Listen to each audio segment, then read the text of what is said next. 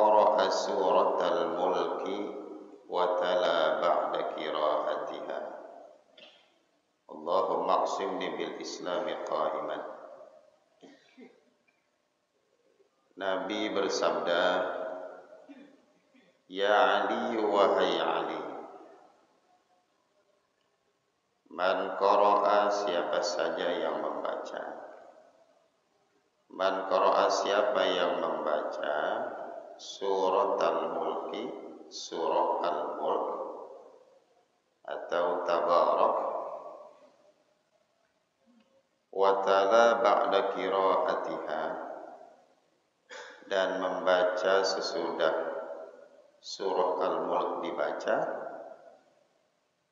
doa yang berbunyi Allahumma aqsimni bil islami qa'iman, dan seterusnya sampai akhir doa. Ini akan banyak mendapatkan keutamaan dari Allah Subhanahu wa ta'ala. Apa yang disampaikan oleh Nabi kepada sahabat Ali bin Abi Thalib ini menunjukkan keutamaan atau fadilah surah Al-Mulk, sebagaimana pesan-pesan Nabi sebelumnya bahwa ada banyak surah yang kalau rutin kita amalkan dengan penuh keimanan, kecintaan, dan keikhlasan akan mengundang banyak kebaikan dan keutamaan dari Allah buat kita yang mengamalkannya, dengan syarat kita amalkan dengan penuh keikhlasan, mahabbah, dan tentunya istiqomah. Jadi amalan itu yang penting istiqomahnya, biar sedikit asal rutin, biar sedikit asal istiqomah, itu jauh lebih baik ketimbang banyak tapi tidak istiqomah. Seperti kita mengamalkan surah Al-Mulk, dan ini sudah menjadi kebiasaan sebagian umat Islam membaca surah Al-Mulk. Ada yang membacanya sebelum tidur di malam hari, ada yang rutin menjadikan wiridan sehabis sholat subuh. Itu banyak sekali keutamaan yang akan kita dapatkan dengan kita mengamalkan ayat-ayat Allah Subhanahu wa ta'ala. Sebab membaca Al-Quran itu adalah afdalul dzikri, sebaik-baik zikir. Afdalul dzikri tilawatul Quran. Sebaik-baik berzikir adalah membaca Al-Quran. Selain surat-surat pilihan yang kita amalkan, Bapak Ibu hadirin, kita juga jangan tinggalkan tadarus Al-Quran yang kita baca secara berurutan sesuai dengan urutan mushaf Al-Quran. Dari Al-Fatihah lanjut Al-Baqarah, dilanjut Ali Imran. Ali Imran, bukan Al-Imran, ya, Ali Imran. Lanjut An-Nisa, kemudian Al-Maidah. Terus kita baca secara rutin selain kita mengamalkan surat-surat pilihan, supaya keutamaan demi keutamaan terus mengalir dan melimpah kepada kita. Ada program One Day One Juz, 1 hari 1 juz. Bagus kita ikuti. Apalagi kita komitmen sendiri bahwa kita setiap hari mewajibkan diri kita untuk membaca Al-Quran 1 hari 1 juz. Syukur-syukur lebih dari itu. Dan gak usah nungguin Ramadan untuk mengkhatamkan Al-Quran. satu hari 1 juz, sebulan 30 juz. Ini kita rutinkan, maka Allah akan memberikan jaminan-jaminan khusus kepada orang yang senantiasa membasahi lidahnya dengan tilawah Al-Quran. Selain surat-surat pilihan, kita rutinkan. Satu hari 1 juz kan nggak begitu banyak ya. 1 juz itu sekitar berapa halaman? 1 juz? 20 ya? 1 juz berapa lembar?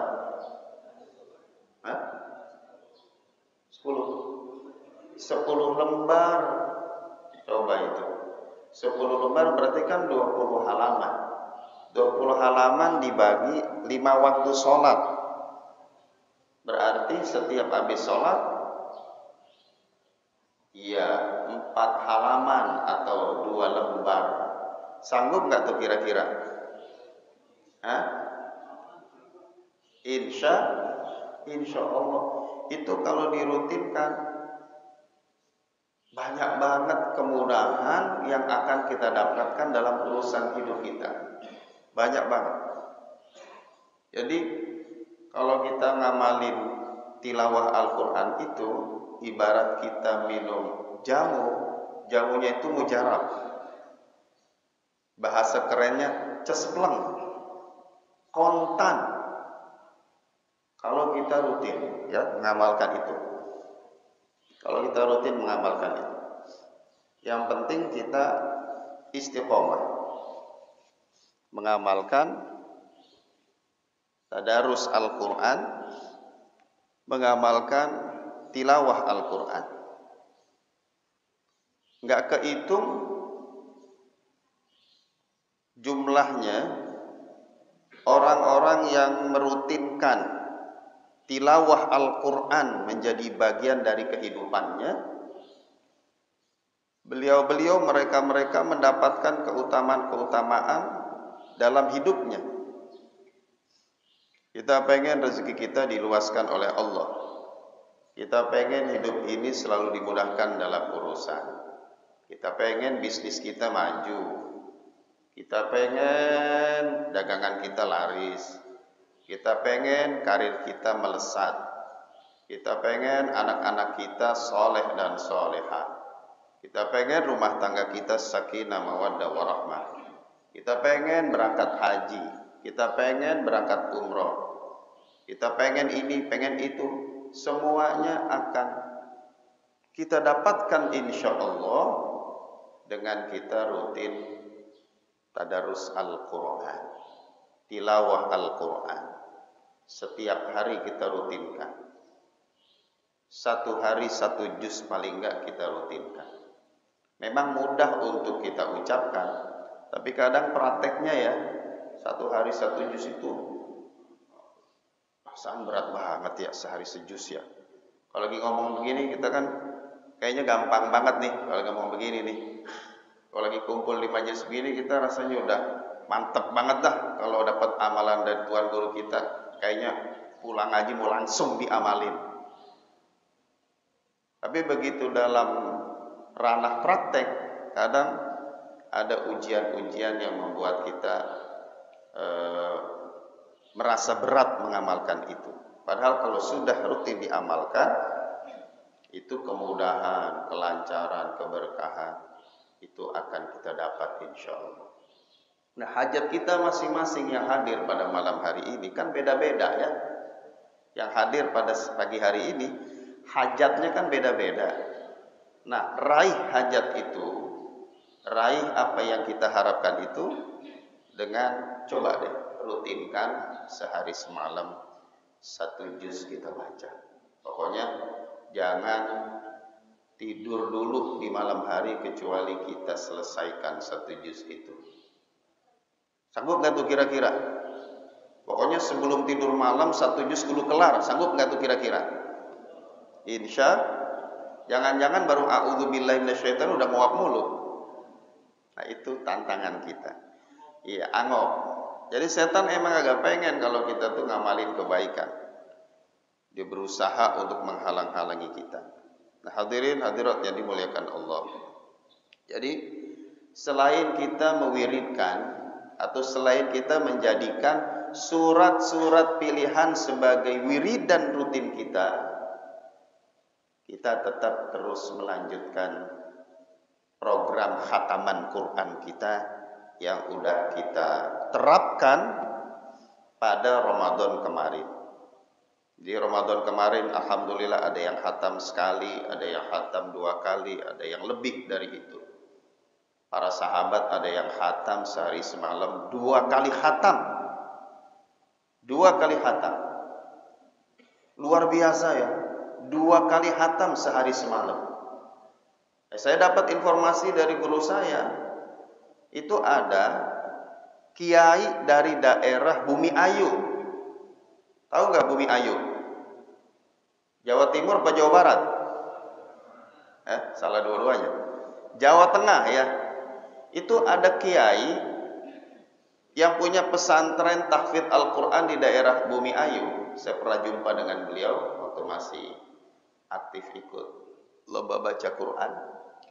Itu kiai, waktu ditanya Pak Kiai,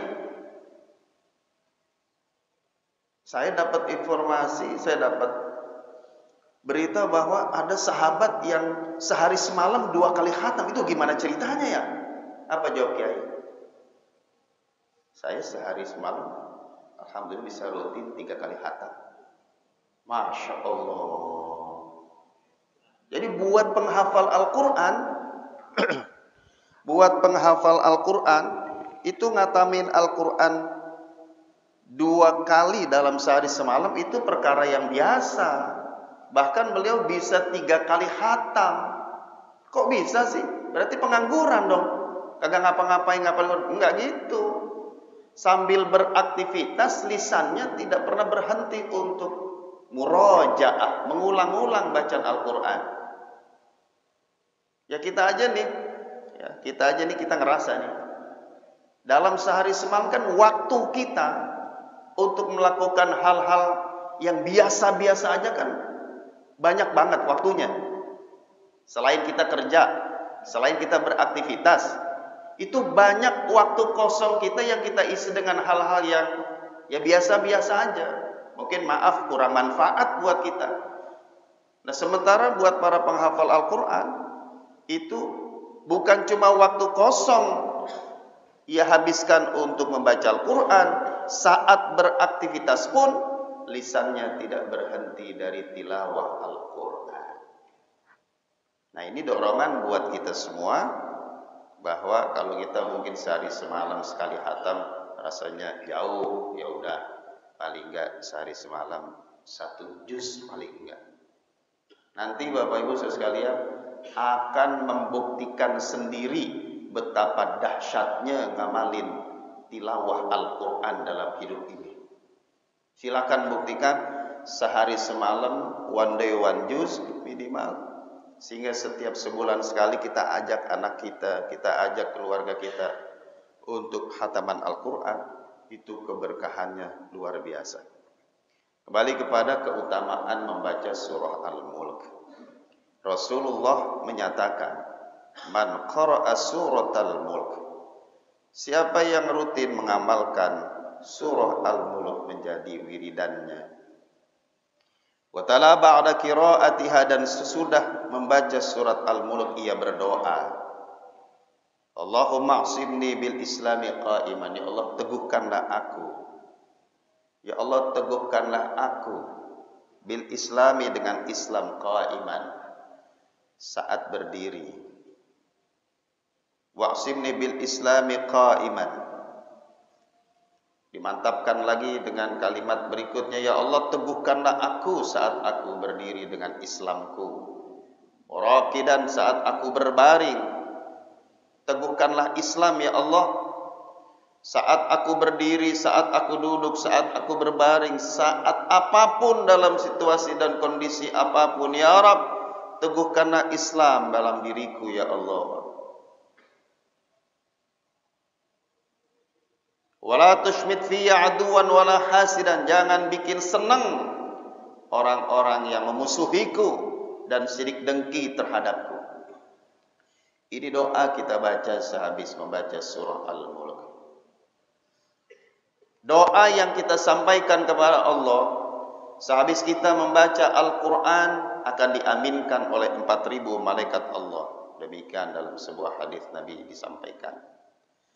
Kita baca Al-Quran, sehabis baca Quran, kita munajat, kita berdoa kepada Allah. Minimal kita baca doa sapu jagat. Rabbana atina fid dunya hasanah fil akhirati hasanah wa qina adzabannar. Sehabis membaca surah Al-Mulk, kita baca doa yang diajarkan oleh Nabi dalam kitab Wasiatul Mustafa ini. Ya Allah, mantapkanlah diriku dengan Islam. Kuatkanlah iman Islamku ya Allah. Panjangkanlah umurku ya Allah dalam taat ibadah kepada Engkau. Ya Allah, jangan biarkan musuh-musuhku merasakan kegembiraan di atas penderitaanku. Nah, ini doa yang kita sampaikan kepada Allah sehabis membaca surah Al-Mulk. Orang yang sirik dengki kepadaku, orang yang memusuhiku ya Allah, jangan bikin mereka gembira di atas kesulitanku ya Allah. Allahumma inni a'udzubika ya Allah, aku berlindung kepada Engkau min syarri, dari kejahatan, dari keburukan, kulli dabbah, setiap binatang yang melata. Anta akhidun binasiyatiha, Engkau yang menggenggam umbun-umbunnya. Aku mohon perlindungan kepada Engkau ya Allah. Jadi kita minta perlindungan kepada Allah Subhanahu wa taala setelah kita minta diteguhkan iman Islam kita. Habis membaca surah Al-Mulk, kita baca doa ini, atau kita boleh menyampaikan doa-doa yang lain. Karena sesungguhnya Abdullah bin Mas'ud pernah berkata bahwa surah Al-Mulk itu adalah surah Al-Mani'ah min adzabil qabr, pencegah diri kita dari terkena siksa kubur. Hidup di dunia ini singkat. Baina sittin wa sab'in, kata Nabi, antara 60 sampai 70 tahun. Ketika ruh sudah meninggalkan jasad, maka kita disebut dengan mayyit. Kita disebut dengan jenazah. Kemudian kita dimandikan, lalu dikafani, lalu disolatkan, kemudian diantarkan ke kuburan. Begitu masuk jasad kita di dalam kubur, tak seorang pun menemani kita, termasuk anak-anak kita, termasuk istri kita, termasuk suami kita. Maka teman yang sejati bagi kita di alam kubur adalah al-a'mal as-salihah, amal-amal baik kita. Maka jangan habiskan umur kita kecuali kita isi dengan berbuat baik dan beramal saleh. Karena sesungguhnya amal kebaikan itulah yang terus mendampingi kita saat kita di dalam kubur, termasuk rutinitas kita membaca surah Al-Mulk saat kita masih hidup. Surat Al-Mulk yang kita baca, hadirin rahimakumullah, bukan cuma mendatangkan kebaikan kita di dunia ini, tapi akan terus mendampingi kita saat kita berada di alam kubur. Surat Al-Mulk, hadirin rahimakumullah, akan mendampingi kita saat kita berada di alam barzakh.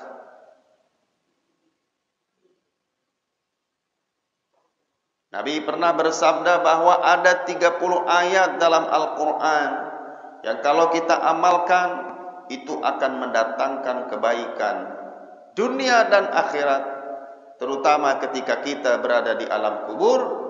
30 ayat itu akan menjadi penolong bagi siapapun yang saat hidupnya rutin membacanya.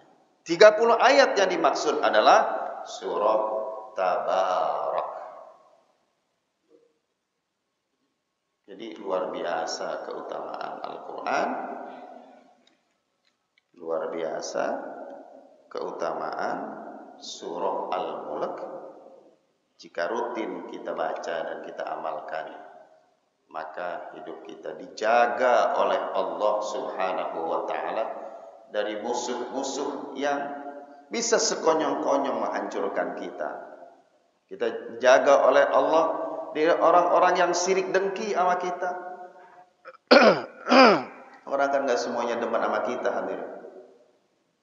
Bapak Ibu, orang itu gak semuanya demen sama kita. Orang itu adanya yang usil sama kita. Ada orang yang sirik dengki sama kita. Ya, kita mah gak usah ngeladenin, kita doa aja, minta dijaga dari orang-orang yang usil sama kita. Dia usil sama kita, kita mah gak usah usil. Dia sirik dengki sama kita, kita jangan sirik dengki sama orang. Kita perbanyak ibadah kepada Allah, sibuk dengan urusan kita, sibuk dengan evaluasi diri, dengan muhasabah. Nggak sibuk mencari-cari kesalahan orang, apalagi membenci orang atau sirik dengki sama orang. Nabi pernah berkata di hadapan para sahabat, sebentar lagi akan masuk penghuni surga. Nggak lama kemudian masuk ke orang. Sahabat-sahabat pada nengok. Mungkin ada di antara mereka yang ngomong, apa iya ini ya penghuni surga? Yang lain, ilokan ini penghuni surga. Ya macam-macam lah orangnya. Oh ini penghuni surga. Besoknya lagi saat Nabi kumpul dengan para sahabat memberikan taklim, Nabi berkata, entar nih akan masuk penghuni surga. Sahabat-sahabat nungguin yang mana nih? Apa yang kemarin lagi, apa yang lain nih? Eji lagi. Besoknya lagi Nabi berkata, akan masuk penghuni surga. Nongol lagi, lah orang yang sama ya. Sahabat-sahabat penasaran, apa sih ini amalan orang sehingga dikatakan oleh Nabi sebagai penghuni surga.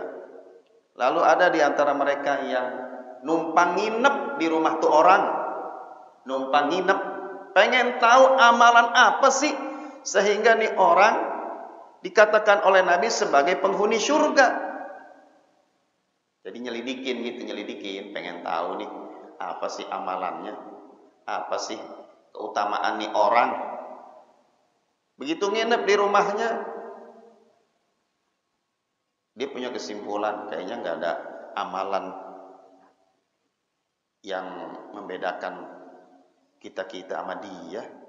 Kayaknya biasa-biasa aja nih orang. Akhirnya penasaran, ditanya kepada orang itu, wahai Tuhan, saya tuh nginep di sini sebenarnya bukan sekedar nginep, tapi pengen tahu amalan apa sih yang membuat Anda ini disebut oleh Nabi sebagai penghuni surga. Saya nginep beberapa malam, saya lihat, saya perhatiin biasa-biasa aja, nggak ada amalan unggulan, nggak ada amalan yang lain, biasa-biasa aja sama dengan apa yang saya amalkan. Lalu orang ini berkata, ya amalan saya sama seperti yang lain. Cuman setiap malam sebelum saya tidur, saya mohon kepada Allah agar Allah hilangkan rasa kesel saya kepada orang lain. Allah hilangkan rasa benci saya kepada orang lain. Saya maafkan orang-orang yang pernah nyakitin saya pelongin hati saya dari benci sama orang. Nggak ada dendam sama orang, nggak ada benci sama orang, nggak ada sirik dengki sama orang. Itu yang menyebabkan sahabat ini dianggap oleh Nabi, disebut oleh Nabi sebagai penghuni surga. Ya, kita minta kepada Allah agar kita jangan jadi orang yang sirik dengki. Juga kita minta kepada Allah agar kita dilindungi dari orang-orang yang memusuhi kita dan sirik dengki sama kita. Doanya kita baca sehabis surah Al-Mulk, kita baca wala tushmit fi aduwan wala hasida. Allahumma inni a'udzubika min syarri kulli dabbah. Kita minta perlindungan kepada Allah dari makhluk-makhluk Allah lainnya. Dan makhluk itu bukan cuma kita, bangsa manusia dan bangsa jin. Ada makhluk-makhluk Allah lainnya, binatang-binatang. yang ubun-ubunnya dalam genggaman Allah Subhanahu wa taala. Kita minta agar kita terjaga dari makhluk-makhluk Allah lainnya, dari binatang-binatang. Makanya waktu kita tidur, alhamdulillah ya Bapak Ibu, biar kata di rumah kita nih, biar kata di rumah kita, maaf, misalnya ada kecoa, di rumah kita ada kecoa nggak? Ada nyamuk, ada kelabang. Pernah lihat kelabang nggak tuh? Kelabang kan binatang melata ya. Serangga tuh kelabang. Kalau kita lihat kan kita ngeri. Ya. Kalau kita lihat kita ngeri.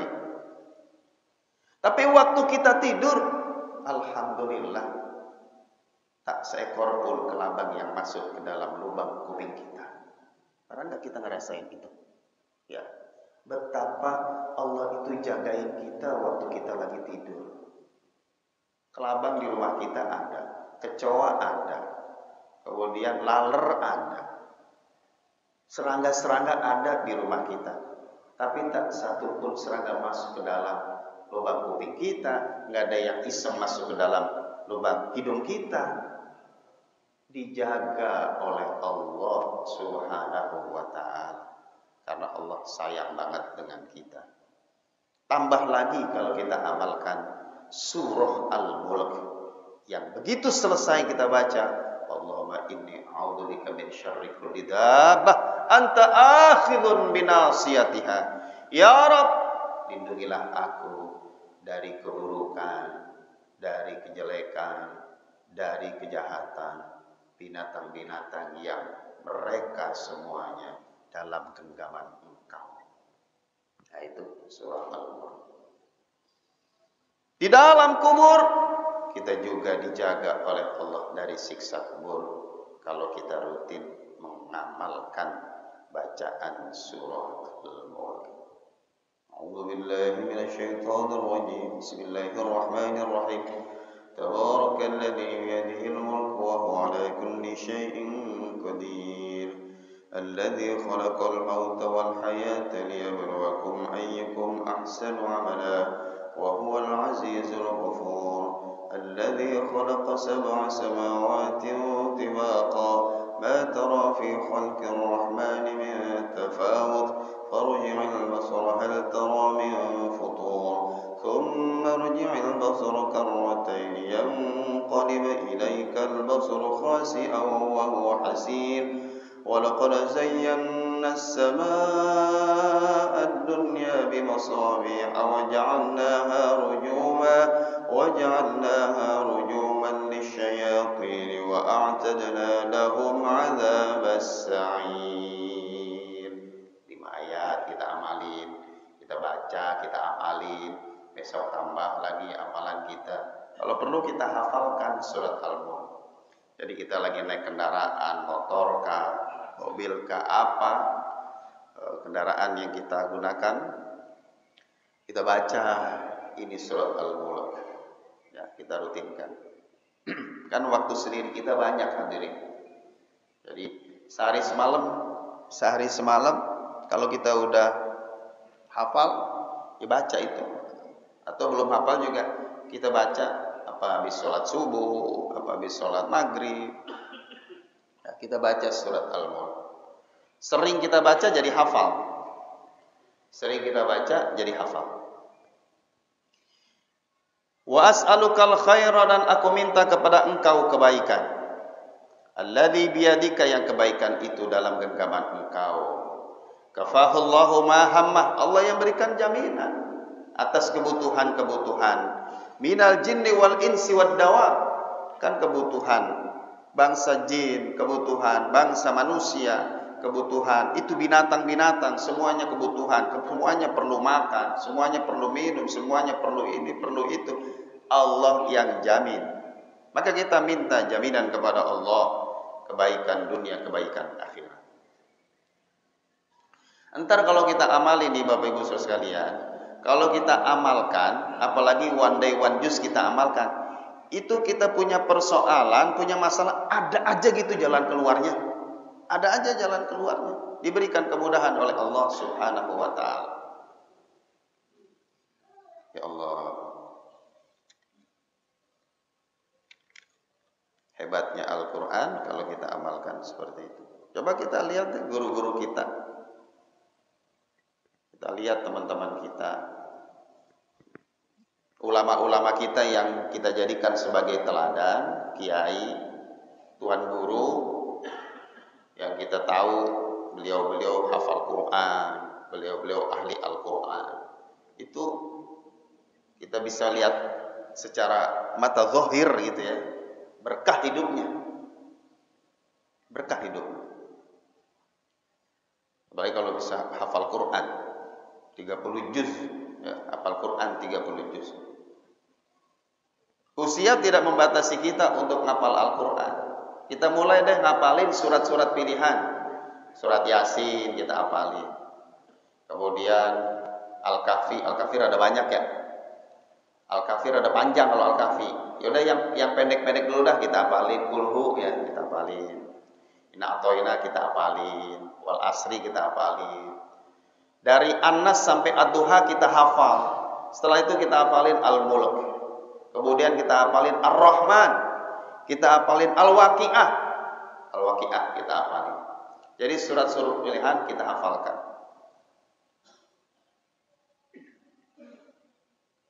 Banyak waktu bagi kita untuk membaca dan menghafal Al-Quran. Dimulai dari surat-surat pendek.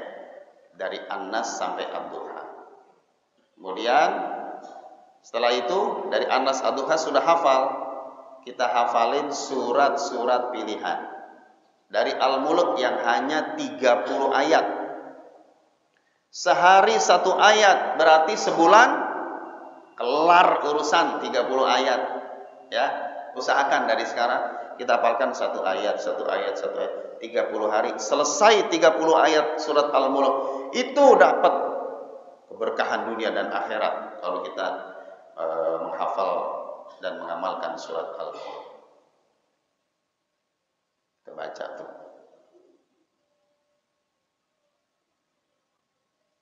Satu ayat kita baca sekali, 2 kali, 3 kali, 4 kali, terus sampai apa? Kalau di pesantren Al-Quran itu 20 sampai 30 kali satu ayat itu dibaca supaya melekat dalam ingatan, melekat di kalbu, sehingga mutqin. Jadi nggak gampang lupa. Tidak gampang lupa. Nah, hadirin kaum muslimin dan muslimat yang dimuliakan Allah Subhanahu wa taala, pagi hari ini kita telah membahas pesan Nabi tentang keutamaan surah Al-Mulk, bahwa surat Al-Mulk itu banyak sekali keutamaannya.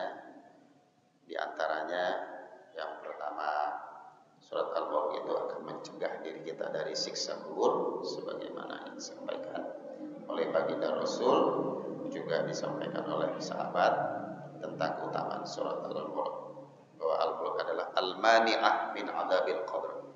Yang kedua, dengan mengamalkan surat Al-Mulk, kita akan mendapatkan perlindungan dari Allah, dari orang-orang yang memusuhi kita, orang-orang yang syirik dengki sama kita, bahkan dari binatang-binatang yang bisa saja itu mendatangkan penyakit buat kita, dijaga oleh Allah sebab kita mengamalkan surah Al-Mulk.